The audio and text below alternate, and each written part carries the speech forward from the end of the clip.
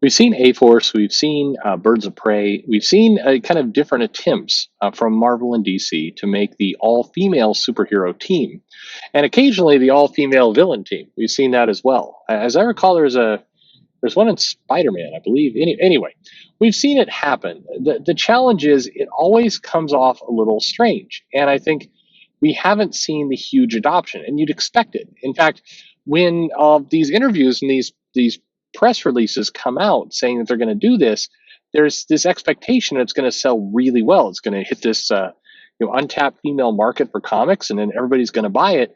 But it never quite works out that way, and I think there's many reasons why that are pretty obvious if you just sit down and think about it.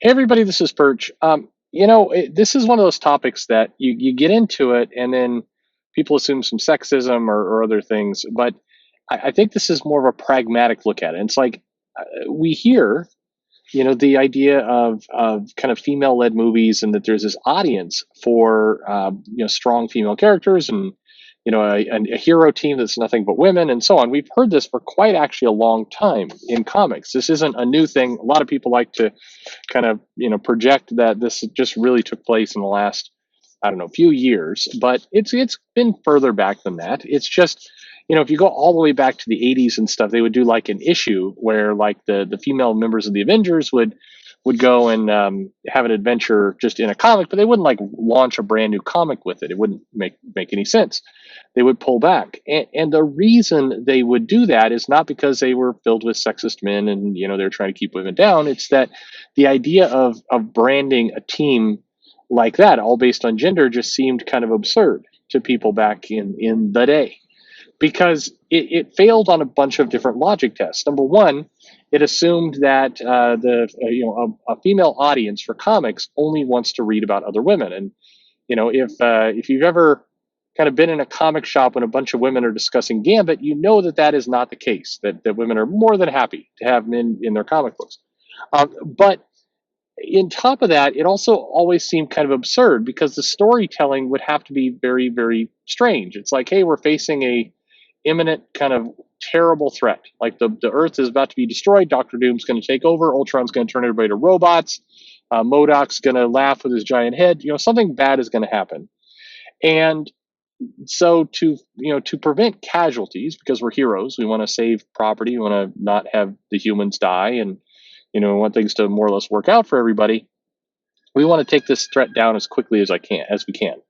For example, in the Avengers, you never saw like the characters like, hey, Kang is doing something to destroy the time stream. We should really get on this, but yeah, we're not in any hurry. I mean, it'll be okay.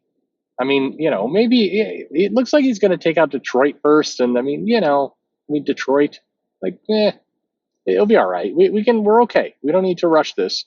Let's make sure that we're, it's Jarvis's birthday. So, let's make sure we have priorities. Let's give him a good birthday.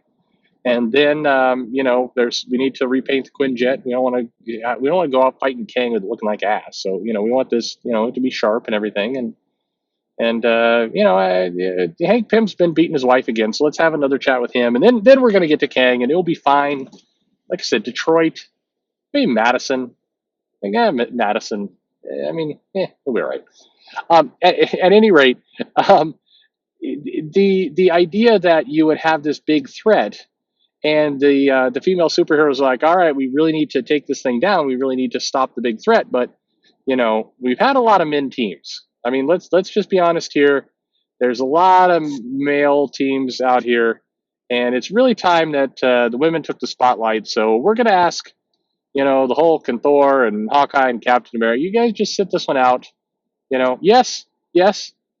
Ultron here is about to destroy the entire planet, but it shouldn't. The women should get a crack at this one, right? We should see. That just sounds silly, doesn't it? I mean, it sounds absurd. So then when you're writing the comic, you have to kind of create these scenarios like the women are all hanging out together, and then they just happen to hit a big threat, and the men can't get there fast enough. except you've got like Krakoa teleportation tubes everywhere, and most of these characters can like, I mean, I don't. How fast can Quicksilver go? I mean, pretty fast. Like if you start racing around the world, is that 10 minutes? Maybe you could get there. I just you'd expect. I guess it'd be okay if like the women are hanging out and a big villain attacks, and the women are so awesome at it they just defeat the villain, and then right as they're like finishing him off, like the villain is clearly done, and everything else, like Thor shows up. It's like, hey, I got here as fast. Like, oh, you're already done. Well, okay, then I'll just fly on back to Asgard and won't worry about it. But you wouldn't see like women teams form. That just would be absurd. So on the other end of the spectrum, you have like Harley Quinn. Now Harley Quinn, Birds of Prey, that series is more based around hijinks are ensuing, and it just so happens that there's a bunch of women or besties that are all together and they're doing their thing. It's not like they're not going out of their way to say, hey, the men can't be in Birds of Prey because that would be ridiculous. This is for the women. We're just women's only club fighting threats. It doesn't make a lot of sense. So the challenge here with this comic is every time they try and make it go, first off, they hype it like this is going to be a 150,000 issue selling copy because the women have been begging for this all women comic, and they're just the dumb men have been giving it to them. So we're finally giving the all women comic to the women who are going to buy comics and everything else. And number one, it's unclear that the female buying audience is so big as to support a 150,000 copy title all by themselves. Number two, nobody is really asking for this. Yes, if you go to a con, you go to a panel, some weirdo will get up to the mic and say, can we have a team that has nothing but Romani characters in it, and they need to be women, and we want three of them to be handy capable. Yeah, there's always going to be somebody asking for some crazy thing, but that doesn't translate to sales. Most people who are going to the comic shop to buy comics are not thinking, I need to make sure I get one with lots of dudes in it, or lots of women in it, or the right percentage breakdown between genders. Nobody is thinking that. They're going, I hope this issue doesn't suck. The artist looks pretty good.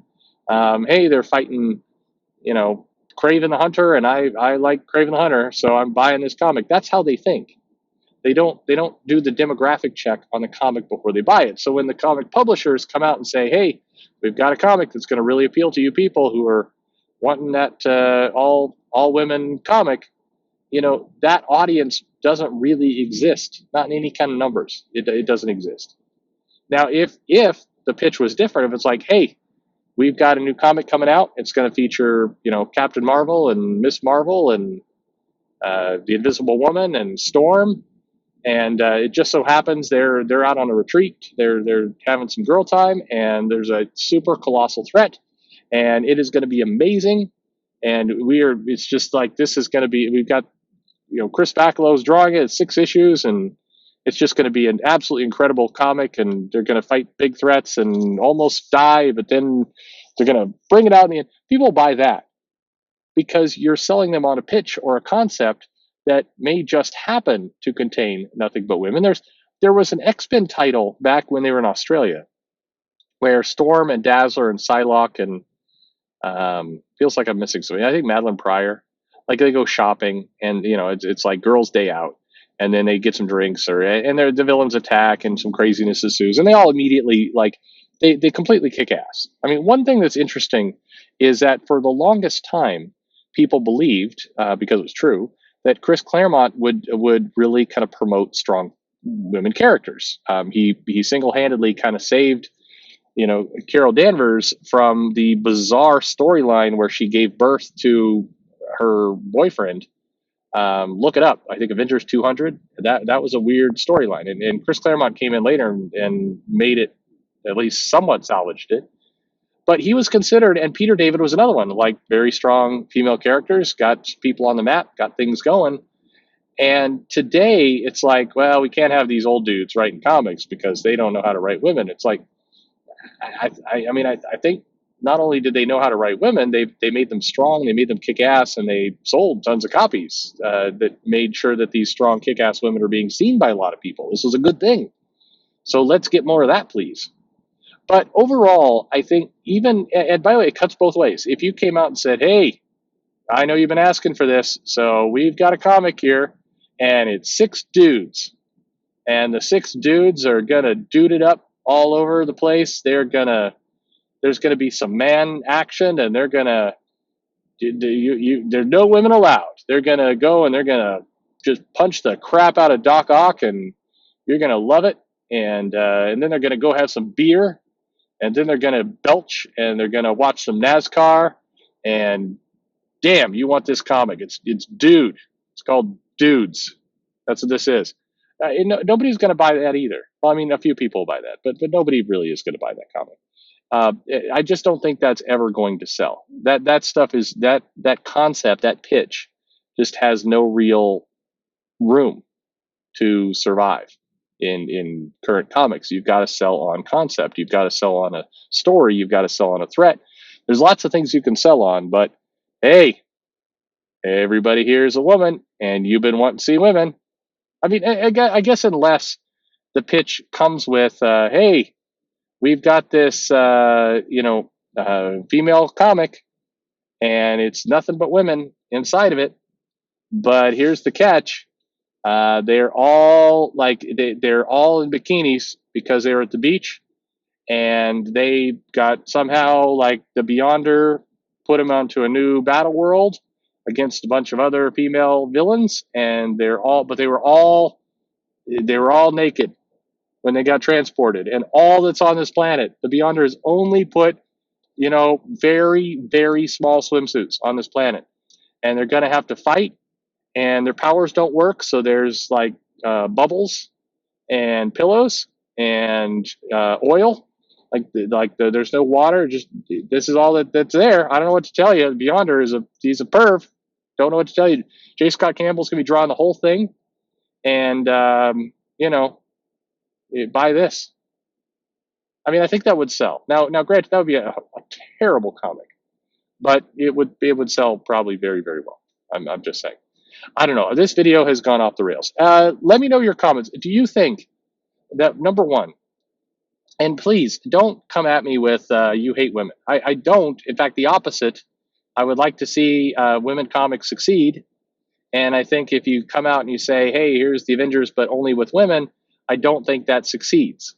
That's the problem. I haven't, and I think sales and cancellations and lots of things back that up. Now, if I'm wrong, if I'm forgetting something, let me know. I think the closest thing that has worked is Birds of Prey.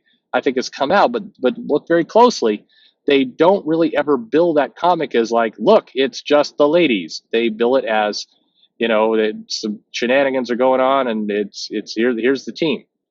They're very careful about that. I think that's why it succeeds. But maybe I'm wrong. Let me know in the comments below. Let me know if you want that J. Scott Campbell, battle world, but with oil and tickling. I mean, I don't know. I don't know what I'm saying anymore. Hey, subscribe. I don't know why you would after this video, but why not? Take that chance. Take the plunge. There may be more. I could describe that battle world concept for 20 more minutes if that would do it for you. Anyway, all right. Follow me on social media. Send me an email at comicsperch@gmail.com, and thanks for listening.